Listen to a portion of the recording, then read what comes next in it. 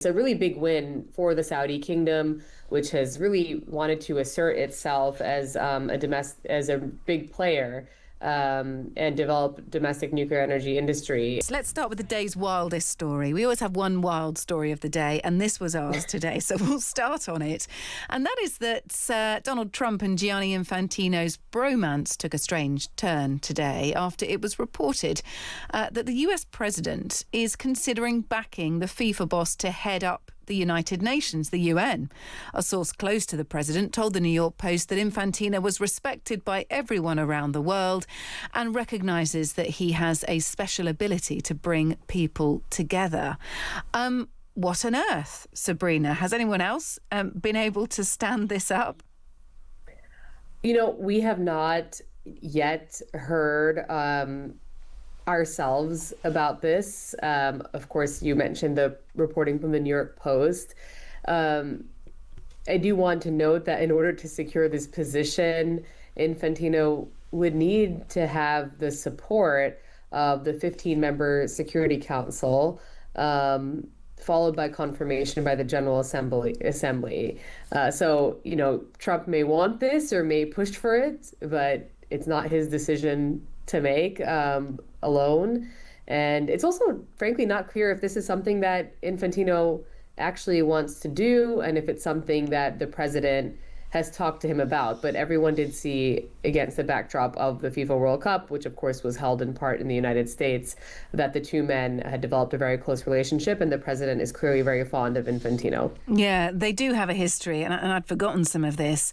The US bid for the competition in 2018. Donald Trump hosted Infantino at the White House. Then in 2020, he invited him back to Washington for the signing of the Abraham Accords. I mean, who knew? Infantino also attended Donald Trump's Board of Peace meeting at the beginning of this year.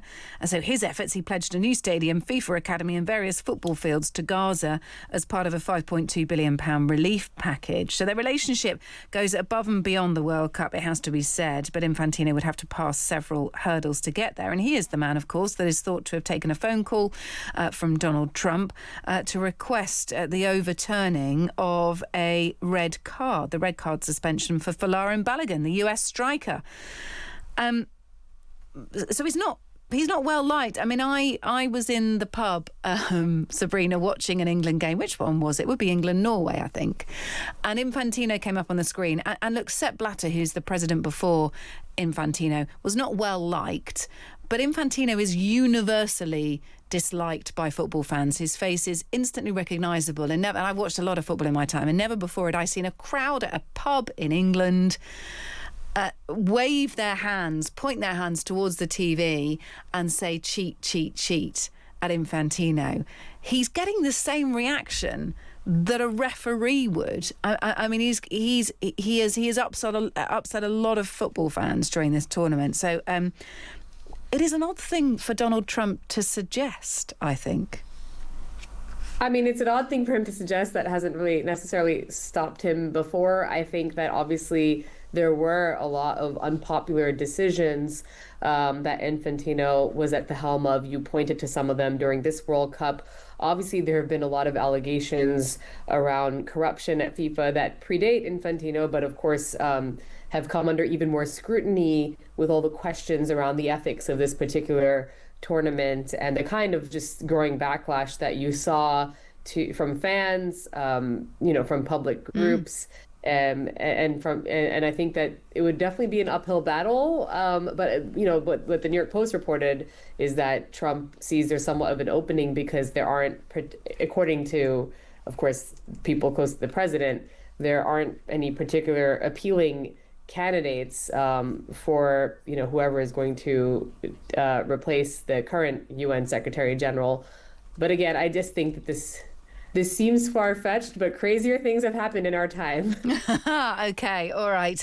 Let's just remind ourselves, by the way, if you want a flavour of what I was talking about here are some of the repeated cacophonies of boos aimed at Infantino during this World Cup. The FIFA president is Gianni Infantino.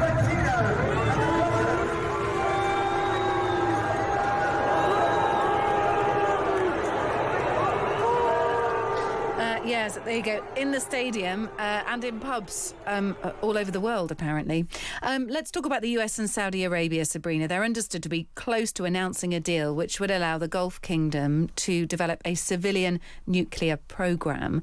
The deal would last 30 years and it's estimated to be worth tens of billions of dollars. That is according to your own publication, The Wall Street Journal. Tell us more about what we know of the proposed deal. Right. So Saudi Arabia is essentially going to receive nuclear power reactors and possibly a uranium enrichment facility. It's a really big win for the Saudi kingdom, which has really wanted to assert itself as a big player and develop domestic nuclear energy industry. I think that, with the U.S., the big question is, of course, why is the U.S. even agreeing to this deal? And, it's estimated to be worth tens of billions of dollars and really is designed to give American companies a key role while potentially shutting out other foreign competitors in the energy space, nuclear energy space, such as Russia and China. Obviously, Trump administration officials are insisting that they've included some safeguards in this deal. It was expected to be signed today by the energy secretary and his Saudi counterpart. It does have to be submitted to Congress, and there is going to be some opposition there. So not entirely clear whether it will go through, but that's sort of the contours of where we are today. Yeah, very advantageous to the United States as well. That's worth pointing out. Let's look at the latest with Iran. Donald Trump's once again threatened to bomb civilian infrastructure targets in Tehran. So on Truth Social, the president wrote that the US will bomb and destroy one bridge or power plant every time Tehran fires at a ship in the Strait of Hormuz. So this is one for one, a clear and explicit instruction from Donald Trump. He was, if my memory serves me right, Sabrina, meant to start these sorts of strikes this week. And I don't necessarily think, I know that they've exchanged attacks, the US and Iran, but I don't think he sort of definitely hasn't pushed the full button on them in terms of targeting infrastructure, has he? He has not pushed the full button. I do think that obviously there are questions around just how far the president is willing to go. There are a lot of threats that you're seeing, like the one that he posted to Truth Social. And just yesterday, when the president was asked about possible diplomatic talks and the resumption of such talks, he said that the U.S. has no interest in meeting with Tehran unless they're willing to meaningfully engage. And it's so funny because you and I have just come back to this subject, I feel like every other week over the past several months, and we always end up back at square one. And it just seems like a war with no end in sight. And, we've certainly heard in our reporting that the Trump administration is preparing at least for the prospect of a wider conflict. And that is happening at a time when this war is incredibly unpopular here in the United States. And the president is trying to defend, his party's majorities in both chambers of Congress. And so, there's the tactical side of it and the strategic side of it, but then there's also the political side of it, which is that it's a major liability for Republicans. And so I think the administration is probably weighing just how wide this conflict might stretch and how far they're willing to go, given the fallout domestically. Yeah, I was looking at some polling by Politico, who was polling those most loyal to Donald Trump, and the share of MAGA voters who think the war is worth the economic cost has fallen from 50% in May to just over a third now here in July. So, look, I mean, the majority of Americans overall do not support this war, but now a significant number of MAGA voters now do not support the war either, with the cost of living cited as a key concern here. And as you say, when it comes to campaigning and the November midterms ahead, there are some Republicans seriously scratching their head about how they're going to campaign properly and campaign with some degree of success when this war is still ongoing. People are still worried about prices at the pump. So some interesting points there. Pakistan, meanwhile, is seeking $10 billion from the US for acting as a mediator in the conflict, Sabrina. Yeah, they say that this is essentially following their, of course, role, as you said, in trying to broker these talks, which has raised, Pakistan's diplomatic profile. And I, obviously, it's not entirely clear whether or not the U.S. will agree, but these loans are essentially aimed at boosting Pakistan's reserves, easing pressure on the Pakistani rupee and reducing the country's reliance on multilateral financing. So it is interesting. It's been of course it's not clear yet from our reporting if the Trump administration is going to meet this request, but I do think that Pakistan is sort of seeing an opportunity because they have been at the center of these diplomatic talks between the U.S. and Iran to try and leverage something out of it for themselves. Do you think Trump will take offense? Not necessarily. I think Pakistan has, funny enough, been really smart in how they've played this by really just lavishing praise on President Trump, knowing that the way to curry favor is really to just, promote him as a leader. I mean, you'll remember, of course, they nominated Trump for the Nobel Peace Prize.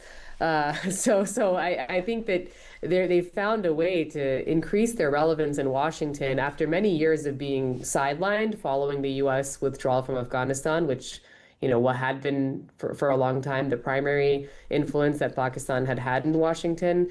So I don't know if he'll take offense. It's just not clear if the administration will be willing to meet the request. Yeah. Okay, finally, let's finish on Donald Trump. He's been ordered to turn over his financial records. It's part of this $10 billion lawsuit against the BBC. In the latest development, the judge granted the request by BBC lawyers for information from Donald J. Trump Revocable Trust, or from the Donald J. Trump Revocable Trust, which holds the president's business interests and assets. Trump's legal team, however, have claimed the move is premature, improper, and especially burdensome. Tell us more.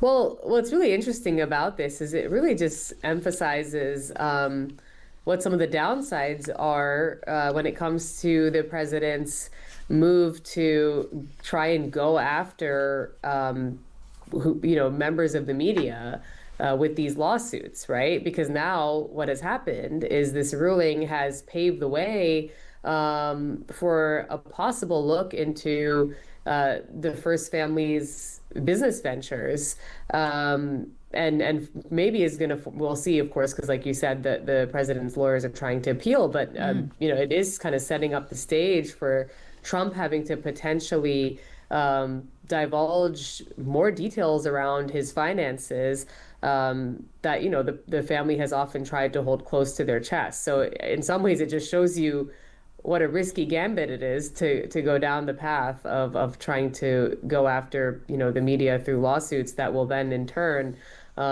lead to the possible disclosure of information that the president and his family have sought to keep private. Yeah, this is a defamation lawsuit. Filed it late last year. He's seeking damages over a 2024 documentary called Trump: A Second Chance. It featured a scene of the speech he made before his supporters attacked the US Capitol on 6th of January 2021. The scene splices lines together to make it look like Donald Trump directly urged his supporters to attack, and that was not the case. The BBC apologised, but Trump went one further in filing for defamation. Sabrina, really good to hear from you as ever. Sabrina Siddiqui, national politics reporter at the Wall Street Journal. Great to have you on. Thank you.